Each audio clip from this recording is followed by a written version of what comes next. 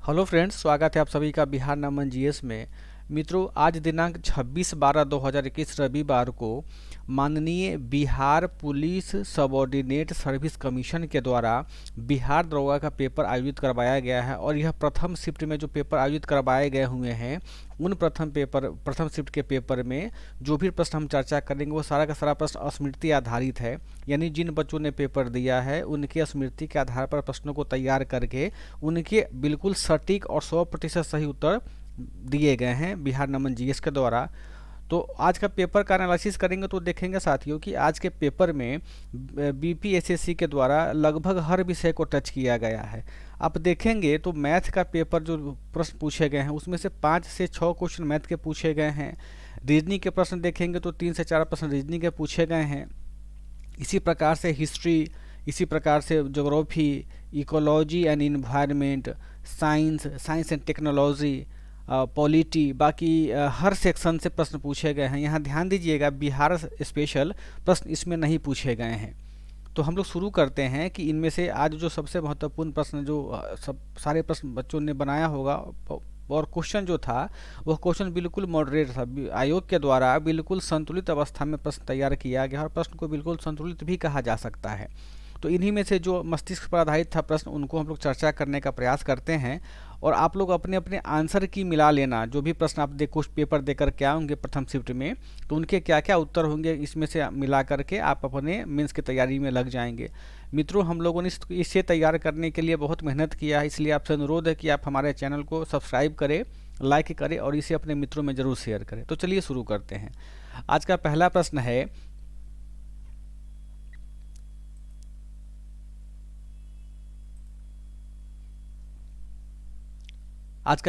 हमारा है कि अपूर्वी चंदेला का संबंध किस खेल से है। तो यह भारत की एक निशानेबाज प्लेयर है। यानी अपूर्वी चंदेला का जो संबंध है वो निशानेबाजी खेल से संबंधित है। दूसरा प्रश्न है कि कुतुब मीनार के प्रवेश द्वार को क्या कहते हैं। तो इसका सही जवाब है, कुतुब मीनार के प्रवेश द्वार को हम लोग अलाई दरवाज़ा कहते हैं। और इसका निर्माण 1311 ईस्वी में अलाउद्दीन खिलजी के द्वारा करवाया गया था। तीसरा प्रश्न है कि साहित्य का नोबेल पुरस्कार 2021 किसे प्रदान किया गया है। तो इसका सही जवाब होगा कि साहित्य का नोबेल पुरस्कार 2021 अब्दुल राजाक गुरनाह को दिया गया है। यहाँ ध्यान देंगे कि अब्दुल राजाक गुरनाह का जन्म तंजानिया में हुआ था, लेकिन यह वर्तमान में ब्रिटेन और नाइजीरिया में निवास करते हैं। इनकी साहित्यिक रचना के लिए इनको 2021 का साहित्य का नोबेल पुरस्कार दिया गया है। अगला प्रश्न है कि मूल अधिकार से संबंधित समिति है।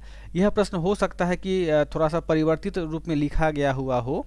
इसका सही प्रश्न यह हो सकता है कि मूल अधिकार का मूल क्या है, यानी मूल अधिकार का जो कंसेप्ट है वह कहाँ से आया था। तो इसका सही जवाब है कि मूल अधिकार का जो कंसेप्ट है वह पंडित जवाहरलाल नेहरू के उद्देश्य प्रस्ताव से लाया गया था, जो लाहौर अधिवेशन में पेश किया गया था सबसे पहली बार। पांचवा प्रश्न है कि भारत में चाय के उत्पादन में प्रथम स्थान निम्नलिखित में से किस राज्य का है। तो इसका सही जवाब होगा कि भारत में असम राज्य जो है, असम राज्य में सर्वाधिक चाय का उत्पादन किया जाता है। और यहाँ औसतन 652.95 मिलियन किलोग्राम चाय का उत्पादन प्रति वर्ष किया जाता है। छठा प्रश्न है कि 15वें एशियाई शिखर सम्मेलन की अध्यक्षता निम्नलिखित में से किस देश के प्रधानमंत्री द्वारा किया गया। यह काफ़ी महत्वपूर्ण प्रश्न है। इसका सही जवाब है कि 15वें एशियाई शिखर सम्मेलन की अध्यक्षता वियतनाम के प्रधानमंत्री गुमेन जुआन फुक के द्वारा किया गया है। और यहाँ सबसे महत्वपूर्ण बात यह ध्यान रखिएगा मित्रों कि यह 15वें एशियाई शिखर सम्मेलन की जो अध्यक्षता हुआ था उसमें भारत का जो प्रतिनिधित्व किए थे वह एस जयशंकर साहब ने किया था, और ये हमारे भारत के विदेश मंत्री हैं।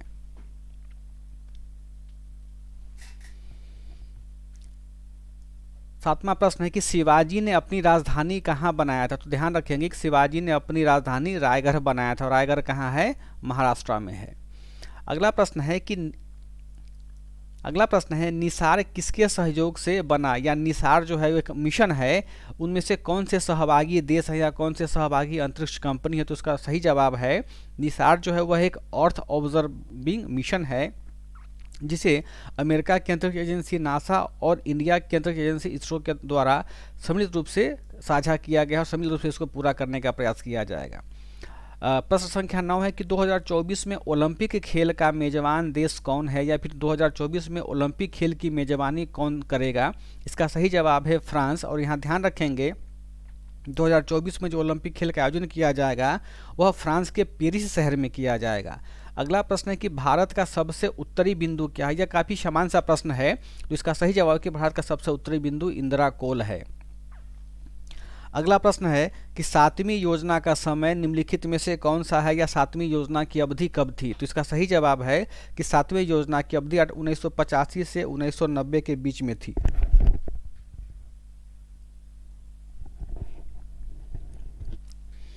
और 7वीं योजना राजीव गांधी जब प्रधानमंत्री थे तो उनके शासनकाल में यह योजना को लाया गया था। अगला प्रश्न है, यह दो प्रश्न एक ही साथ लिखा गया था इसलिए मैंने इसे कट कर दिया है। अगला प्रश्न है कि 33वां ओलंपिक खेल 2024 कहाँ आयोजित किया जाएगा। तो यह भी शायद मिलता जुलता प्रश्न है 2024 वाला, तो इसका सही जवाब कौन सा हो जाएगा, हमारा फ्रांस। अगला प्रश्न है कि किरचॉफ का नियम का संबंध है। यहाँ ध्यान देंगे किरचॉफ एक भौतिक वैज्ञानिक थे, भूगोल फिजिक्स के ज्ञाता थे। इन्होंने वोल्टता और धारा के बीच में संबंध बताया था और इसके लिए इन्होंने 2 नियमों का प्रतिपादन किया था। तो इन्हीं दोनों नियमों को जो उन्होंने प्रतिपादित किया था वो वोल्टता और धारा से संबंधित है। अगला प्रश्न है कि जयप्रकाश पुल किस नदी पर निर्मित किया गया है। यह बिहार में ही स्थित है, तो काफ़ी महत्वपूर्ण प्रश्न है। तो यहाँ ध्यान रखेंगे कि जयप्रकाश पुल जो है वह हमारे बिहार में जो गंगा नदी प्रवाहित होती है उस गंगा नदी पर बनाया गया है। और इस जयप्रकाश पुल की जो लंबाई है वह 4556 मीटर है। यह भी काफ़ी ध्यान रखेंगे और काफ़ी महत्वपूर्ण प्रश्न है। अगला प्रश्न 19 है कि हाल ही में किस देश ने डिजिटल करेंसी को जारी किया है या शुरू किया है। यह विश्व का पहला ऐसा देश है जिसने अब कोई भी लेन देन जो उनके देश में होगा वो डिजिटल करेंसी के आधार पर किया जाएगा। तो उसका सही जवाब हमारा है बहामास। प्रश्न संख्या 20 है कि नवगठित मंत्रालय सहभागिता मंत्रालय, अभी हाल फिलहाल में केंद्रीय सरकार के द्वारा एक अलग से विभाग का गठन किया गया है जिसका नाम है सहभागिता मंत्रालय। इसके जो हेड है वो हेड कौन बने हैं, तो अमित शाह बने हैं। यह अमित शाह कौन है, हमारे भारत के वर्तमान गृह मंत्री हैं। प्रश्न संख्या 21 है कि 400 डेज किताब जो है वह किसके द्वारा लिखा गया है। तो यह सही जवाब है कि 400 डेज जो है वह चेतन भगत, भारत के प्रसिद्ध लेखक हैं, चेतन भगत के द्वारा लिखी गई किताब है। अगला प्रश्न है कि भारत का प्रथम टेक्सटाइल मिल कहाँ स्थापित किया गया था। यहाँ दोनों प्रश्न का जवाब मिल जाएगा हमें, कहाँ स्थापित किया गया था और कब स्थापित किया गया। तो यहाँ ध्यान देखेंगे कि भारत का जो प्रथम टेक्सटाइल मिल था उसकी स्थापना 1818 ईस्वी में कलकत्ता में किया गया था और फोर्ट ग्लस्टर नामक एक जगह है वहाँ फोर्ट ग्लस्टर में किया गया था, लेकिन यह मिल असफल साबित हुआ था। फिर 1854 ईस्वी में GN डाबर के द्वारा बम्बई में भारत के टेक्सटाइल मिल का स्थापना किया गया था कि जो लगभग सफलतापूर्वक चलाया जा सका था।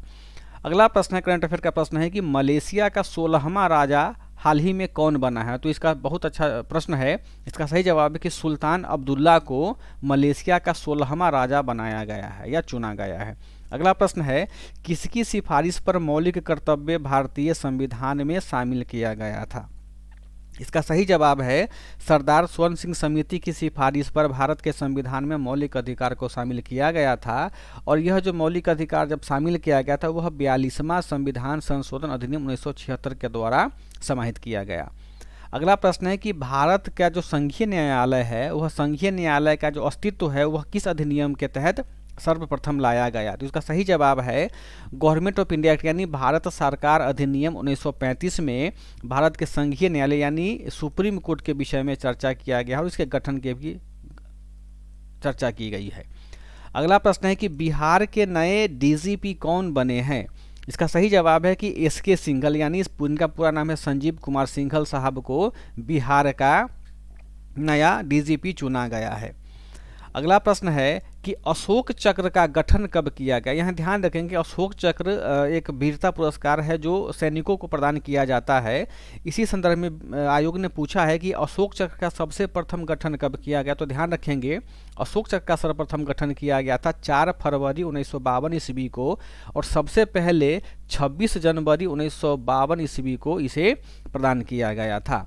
अगला प्रश्न है कि घाव भरने वाले यौगिक का क्या नाम है। यहाँ ध्यान रखेंगे किसी भी व्यक्ति को या घाव हो जाता है तो घाव होने के लिए सबसे महत्वपूर्ण दवा होती है जिसको देने के बाद में घाव की भरने की प्रक्रिया तीव्र हो जाती है, तो उस दवा का नाम है प्लस डालेथाइन। अगला प्रश्न है कि प्रदूषण नियंत्रण बोर्ड यानी भारतीय प्रदूषण नियंत्रण बोर्ड का गठन है वह कब किया गया था। दोस्तों यह भारत में प्रदूषण नियंत्रण करने की सर्वोच्च संस्था है और जिसका गठन सितंबर 1974 ईस्वी में किया गया था। अगला प्रश्न है कि इडली जो साउथ इंडियन फूड्स रेसिपी है, तो इस इडली का जो निर्माण प्रक्रिया है या बनाने की विधि है उस विधि को किस विधि से तैयार किया जाता है। तो इसका सही विधि है कि जो इडली बनाने की प्रक्रिया है उसे हम लोग किण्वन प्रक्रिया या किण्वन विधि के द्वारा पूरा करते हैं या प्राप्त करते हैं। अगला प्रश्न है कि द प्रोमिस लैंड किसकी पुस्तक है। दोस्तों ये काफ़ी महत्वपूर्ण किताब है और इसकी बहुत लाखों प्रतियां पूरे विश्व भर में बिकी है। तो द प्रोमिस लैंड भूतपूर्व अमेरिकी राष्ट्रपति बराक ओबामा द्वारा लिखा गया किताब है।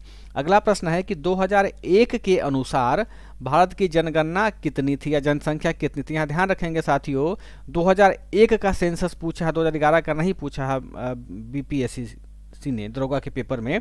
इसका सही जवाब होगा कि 2001 में भारत की जो जनसंख्या थी वह 1.07 बिलियन थी, अर्थात 1 अरब 2 करोड़ 80 लाख जनसंख्या था। अगला प्रश्न है कि एशियन गेम्स में बैडमिंटन कब शामिल किया गया। इसका सही जवाब है कि 1974 ईस्वी में सबसे पहले एशियन गेम्स में बैडमिंटन खेल को शामिल किया गया था। जो पीवी सिंधु हमारे भारतीय बैडमिंटन खिलाड़ी है वही बैडमिंटन खेलती हैं वर्तमान में। अगला प्रश्न है कि गंगैकोंडचोलपुरम की उपाधि। दोस्तों ये काफ़ी महत्वपूर्ण उपाधि है और इतिहास में इस उपाधि को बहुत बार पूछा गया है विभिन्न आयोग के पेपरों में। तो यही प्रश्न पूछा है कि गंगैकोंडचोलपुरम की उपाधि किसे प्राप्त है या किसने धारण किया था। तो इसका सही जवाब है कि चोल वंश का जो सबसे प्रतापी राजा माना जाता है राजेंद्र चोल प्रथम या राजेंद्र प्रथम, इन्होंने ही गंगैकोंडचोलपुरम की उपाधि धारण किया था। अगला प्रश्न है कि फ्लोरोसेंट ट्यूब जो या फिर CFL बल्ब होता है उसमें कौन सी गैस प्रयुक्त की जाती है। तो यहाँ ध्यान रखेंगे इसमें विभिन्न गैस प्रयोग किए जाते हैं। यह डिपेंड करता है कि ट्यूब और बल्ब बनाने वाली कंपनी कौन से गैस को प्राथमिकता देती है, लेकिन सामान्यतः इन ट्यूब्स में या गैसों में आर्गन गैस को, नाइट्रोजन गैस को, जीनोन को, जियोन को या क्रिप्टोन, इनमें से किसी भी गैस का निर्माण किसी भी गैस का प्रयोग किया जा सकता है। अगला प्रश्न है कि बिहू कहाँ, बिहू एक क्षेत्रीय नृत्य है, वो पूछा गया कि बिहू जो है वह कहाँ का त्यौहार है, क्षेत्रीय त्यौहार है। तो इसका सही जवाब है असम, बिहू असम का त्यौहार है। यहाँ ध्यान अगला प्रश्न है कि दुर्खिम का संबंध किससे है। देखिए दुर्खिम क्या था, दुर्खिम एक यूरोपीय समाजवादी दार्शनिक थे जिन्होंने आधुनिक सामाजिक परिकल्पना का अवधारणा दिया था कि वर्तमान में जो सामाजिक व्यवस्था है वह सामाजिक व्यवस्था कैसी होनी चाहिए और कैसे प्रभावित हो रही है इसके विषय में बताया गया था। तो यही दुर्खिम साहब है। अगला प्रश्न है त्रिकोण, इसको हिंदी में ऐसे लिखेंगे त्रिकोण। तो अगला प्रश्न है कि त्रिकोण हाइपरसोनिक मिसाइल जो है वह किस देश ने तैयार किया है। तो देखिएगा कि यह अपनी अगली पीढ़ी का हाइपरसोनिक मिसाइल है जो रसिया के द्वारा तैयार किया गया है। इस मिसाइल का प्रयोग हम लोग युद्ध में करते हैं, रसिया द्वारा युद्ध में किया जाएगा। अगला प्रश्न है कि न्यूक्लियर रिएक्टर में रासायनिक क्रिया का नियंत्रण किसके द्वारा किया जाता है। देखिए हमारे हिंदुस्तान में या फिर विश्व के अन्य देशों में जो एनर्जी का कंजम्पशन होता है, ये एनर्जी का नीड होता है, उसको पूरा करने के लिए न्यूक्लियर पावर प्लांट पर बैठाए जाते हैं, उसमें अभिक्रिया भी करवाई जाती है। 2 प्रकार की अभिक्रिया होती है, नाभिकीय संलयन और नाभिकीय विखंडन। तो वही पूछा जा रहा है कि न्यूक्लियर रिएक्टर में वहाँ जो अभिक्रिया होती है उसको किसके द्वारा नियंत्रित किया जा सकता है। तो इसका सही जवाब होगा बोरोन के द्वारा। अगला प्रश्न है कि राइबोसोम का क्या काम होता है। राइबोसोम यहाँ ध्यान देंगे कि यह साइंस का प्रश्न है और काफ़ी महत्वपूर्ण प्रश्न है। राइबोसोम का काम होता है प्रोटीन का संश्लेषण करना, ये काफ़ी महत्वपूर्ण है, ध्यान रखेंगे। अगला प्रश्न है कि हर्षवर्धन की राजधानी कहाँ थी। तो हर्षवर्धन क्या था, हर्षवर्धन उत्तरी भारतीय राज्य में, उत्तरी भारतीय सीमा क्षेत्र में आदि का मध्य प्राचीन इतिहास में शासन करते थे, जिन्होंने अपनी राजधानी को कन्नौज बनाया था और कन्नौज में रह करके ही ये क्या करते थे, शासन व्यवस्था चलाते थे। मित्रों, आप लोग हमारे चैनल को जरूर से जरूर सब्सक्राइब कर ले, क्योंकि हम लोग सबसे लेटेस्ट और सबसे ऑथेंटिक अपडेशन आपको देते रहते हैं।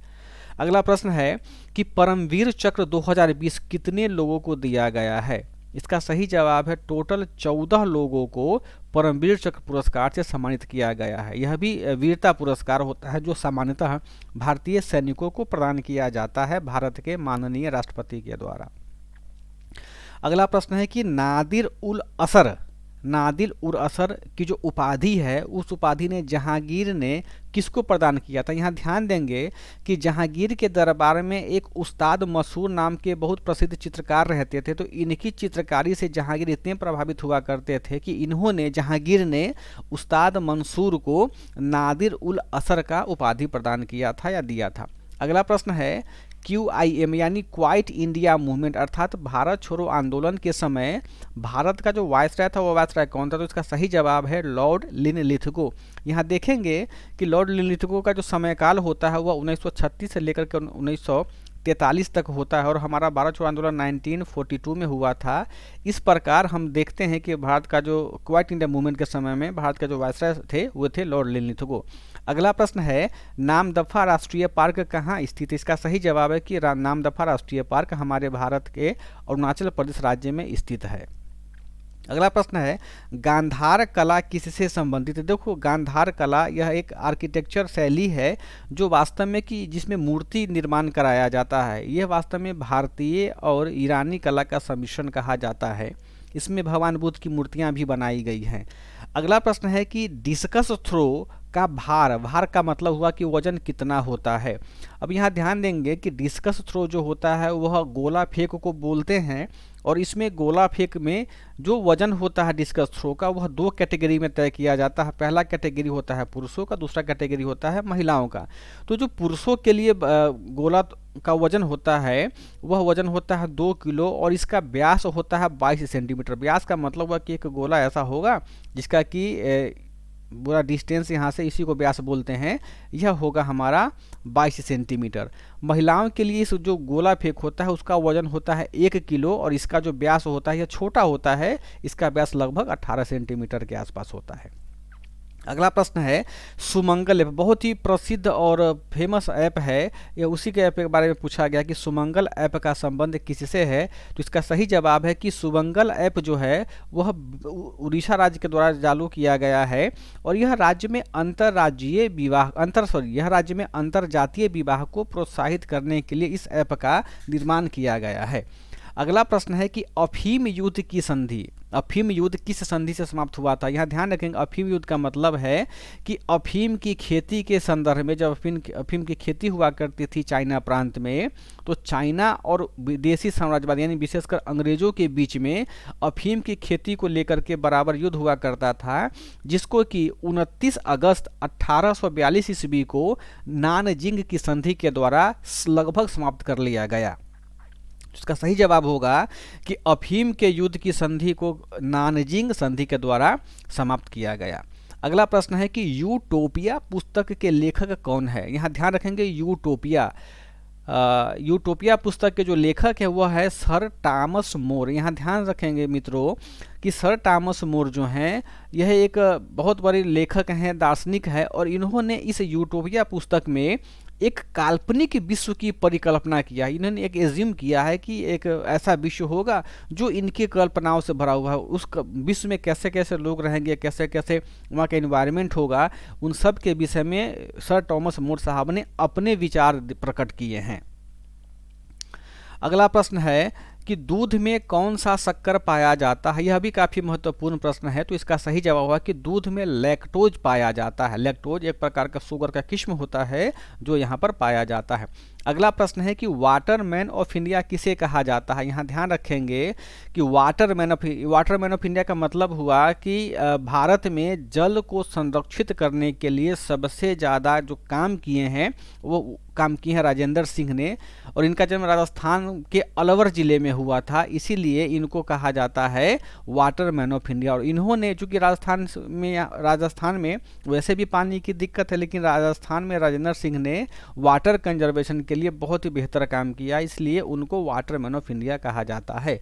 अगला प्रश्न है कि विश्व कैंसर दिवस कब मनाया जाता है। तो इसका सही जवाब होगा कि विश्व कैंसर दिवस प्रत्येक वर्ष 4 फरवरी को मनाया जाता है।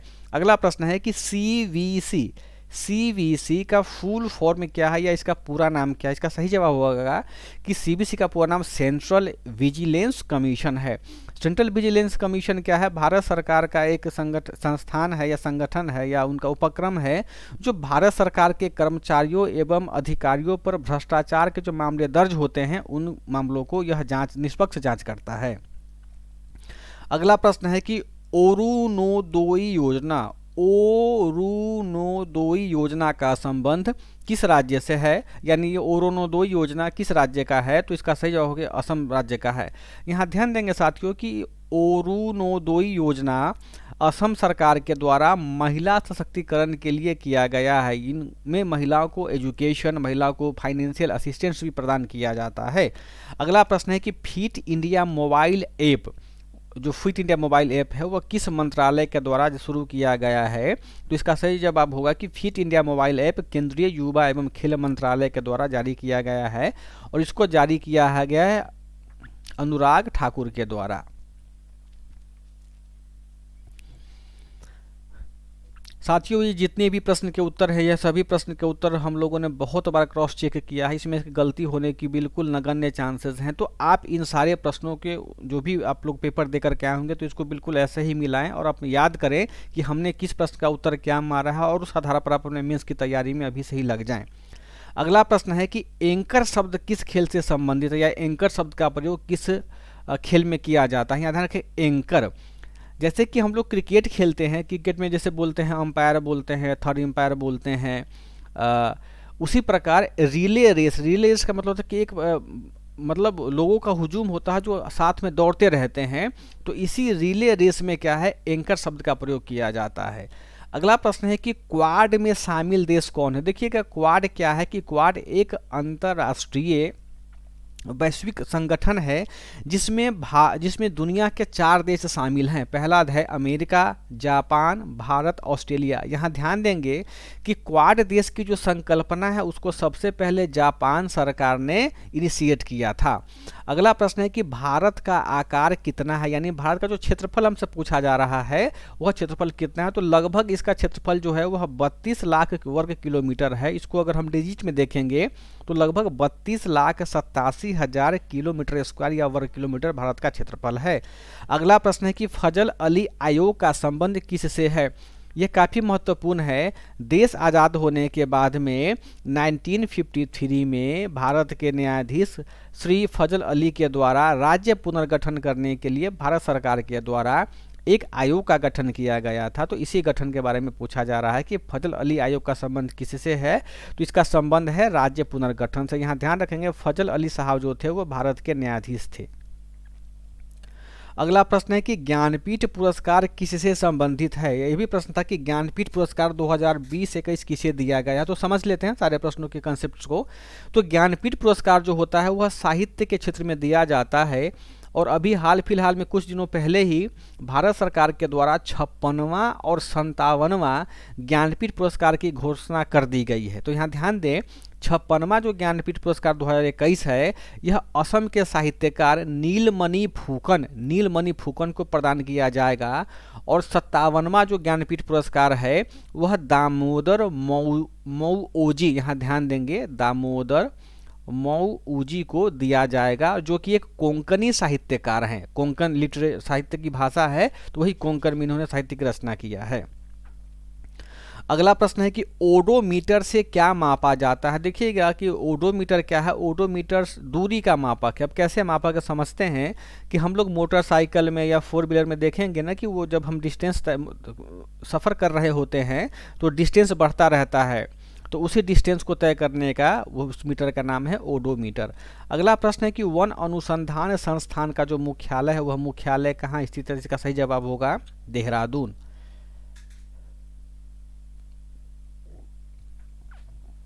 अगला प्रश्न था कि भारत में सबसे ऊंचे हर्बल पार्क की स्थापना कहाँ की गई है। यह काफ़ी रिसेंट वाला प्रश्न, करंट अफेयर का प्रश्न है। इसका सही जवाब है कि भारत के उत्तराखंड जिले के माना गांव में, माना गांव चमोली जिला में है, वहाँ पर भारत के सबसे ऊंचे हर्बल पार्क का स्थापना किया गया है और यह पार्क 11,000 फीट पर स्थित है। अगला प्रश्न है सोनार का पूरा नाम क्या है। इसका फुल फॉर्म पूछा गया है, तो सोनार का जो पूरा नाम है वह पूरा नाम है साउंड नेविगेशन एंड रेंजिंग।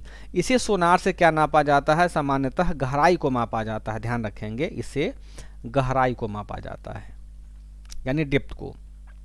अगला प्रश्न है सांची स्तूप का निर्माण किसने करवाया था या किसने बनवाया। इसका सही जवाब होगा कि सांची स्तूप को अशोक ने तैयार करवाया था, अशोक महान ने बनवाया था। अगला प्रश्न है कि स्वयं पोर्टल का संबंध किससे है। तो ध्यान रखेंगे स्वयं पोर्टल जो है वह शिक्षा मंत्रालय के द्वारा शुरू किया गया है, जो कि शिक्षा से संबंधित है। और इस स्वयं पोर्टल पर सभी को निःशुल्क शिक्षा प्रदान किया जाता है। इसमें नर्सरी से लेकर के उच्चतम शिक्षा तक के क्लासेज और पुस्तक उपलब्ध है स्वयं पोर्टल पर। अगला प्रश्न है चाइना मैन शब्द का प्रयोग किस खेल में किया जाता है। चाइना मैन शब्द का प्रयोग, यहाँ ध्यान रखेंगे कि चाइना मैन खेल शब्द का प्रयोग क्रिकेट में किया जाता है, बैट बॉल वाले क्रिकेट में। अगला प्रश्न है कि भारत का सक्रिय ज्वालामुखी कहाँ स्थित है। इसका सही जवाब है कि भारत में एकमात्र सक्रिय ज्वालामुखी है, उस ज्वालामुखी का नाम है बैरन द्वीप। और यह सक्रिय ज्वालामुखी हमारे अंडमान और निकोबार केंद्र शासित प्रदेश में स्थित है। और इसमें सबसे पहले 28 मई 2005 को उद्गार हुआ था और तब से लेकर के अभी तक इसमें से धुआं और ज्वालामुखी निकल ही रहा है, राख निकल ही रहा है। अगला प्रश्न है कि राष्ट्रपति जो अध्यादेश जारी करते हैं वह अध्यादेश जारी करने की शक्ति संविधान के कौन से अनुच्छेद में वर्णन किया गया। तो उसका सही जवाब हुआ कि अनुच्छेद 123 यानी 1, 2, 3। अगला क्वेश्चन है कि सोलर पैनल में किस तत्व का प्रयोग किया जाता है। इसका सही जवाब होगा कि सोलर पैनल में सिलिकॉन धातु का प्रयोग किया जाता है। अगला प्रश्न है कि रामसर किससे संबंधित है। देखिएगा रामसर जो है वह ईरान में एक शहर है जो विश्व में जितने भी आर्द्रभूमि है उन आर्द्रभूमि को संरक्षित करने के लिए यहाँ पर एक मीटिंग किया गया था जिसको कि बोलते हैं रामसर कन्वेंशन। तो रामसर कन्वेंशन जो है वह आर्द्रभूमि के संरक्षण से संबंधित है, ध्यान रखेंगे। अगला प्रश्न है कि मिनी माता रोग, यह काफ़ी खतरनाक रोग है जो हमारे न्यूरॉन सिस्टम को नष्ट करता है। तो मिनीमाता रोग जो होगा किसके कारण होता है। तो उसका सही जवाब होगा कि मिनीमाता रोग का सबसे बड़ा कारण क्या है कि मरकरी का यूज करना। मरकरी क्या है कि विषाक्त धातु होता है जिसका पानी में अधिक यूज होने से, अधिक सेवन करने से मिनीमाता नामक रोग होता है। अगला प्रश्न है कि सप्त क्रांति की अवधारणा निम्नलिखित में से किसने दिया था। इसका सही जवाब होगा कि सप्त क्रांति की जो अवधारणा है वह डॉक्टर राम मनोहर लोहिया ने दिया था। और यहाँ ध्यान रखेंगे कि बिहार के ही एक और व्यक्ति थे जयप्रकाश नारायण, इन्होंने संपूर्ण क्रांति का कंसेप्ट दिया था। यहाँ दोनों दो वर्ड है, ध्यान रखेंगे, संपूर्ण क्रांति जयप्रकाश नारायण, सप्त क्रांति डॉक्टर राम मनोहर लोहिया। अगला प्रश्न है कि दाई दीदी क्लिनिक योजना निम्नलिखित में से किस राज्य सरकार की पहल है। तो इसका सही जवाब होगा कि दाई दीदी क्लिनिक योजना छत्तीसगढ़ राज्य की पहल है और यह महिला स्वास्थ्य को देखने के लिए छत्तीसगढ़ सरकार ने शुरू किया। यानी महिलाओं में जो भी स्वास्थ्य संबंधी समस्याएं होती हैं उनको दूर करने के लिए छत्तीसगढ़ सरकार ने दाई दीदी क्लिनिक योजना का शुरुआत किया है। अगला प्रश्न है कि कर्क रेखा से भारत के कितने राज्य गुजरते हैं। इसका सही जवाब होगा कि कर्क रेखा से भारत के 8 राज्य गुजरते हैं। यह 8 राज्य कौन कौन है, ध्यान देंगे। पश्चिम से हम पूर्व की ओर चलते हैं तो सबसे पश्चिम में राज्य है गुजरात, राजस्थान, मध्य प्रदेश, छत्तीसगढ़, झारखंड, पश्चिम बंगाल, त्रिपुरा और मिजोरम। अगला प्रश्न है स्टडी ऑफ ह्यूमन बिहेवियर को क्या कहा जाता है, यानी जो एक ऐसा अध्ययन होता है जिसमें कि मानव के व्यवहार का अध्ययन किया जाता है, उसको हम लोग बोलते हैं मानव व्यवहार या साइकोलॉजी, इसी को बोलते हैं। साइकोलॉजी के अंतर्गत ही हम लोग क्या करते हैं, ह्यूमन बिहेवियर का स्टडी करते हैं। अगला प्रश्न है कि फिलिप्स वक्र का संबंध किससे है? तो यहाँ ध्यान रखेंगे, फिलिप्स जो थे एक अर्थशास्त्री थे, उन्होंने विश्व में बढ़ रहे मुद्रास्फीति, किसी भी देश के लिए मुद्रास्फीति और बेरोजगारी के बीच में जो संबंध स्थापित होता है उसी को हम लोग फिलिप्स वक्र के द्वारा दर्शाया जाता है। अगला प्रश्न है कि 42वां संविधान संशोधन कब शुरू लागू किया गया, कब लाया गया? तो ध्यान रखेंगे 42वां संविधान संशोधन 1976 में लाया गया था और इस अधिनियम संशोधन के द्वारा भारतीय संविधान की प्रस्तावना में 3 नए शब्द जोड़े गए थे। वह 3 नए शब्द कौन कौन थे? धर्मनिरपेक्षता, समाजवादी और अखंडता।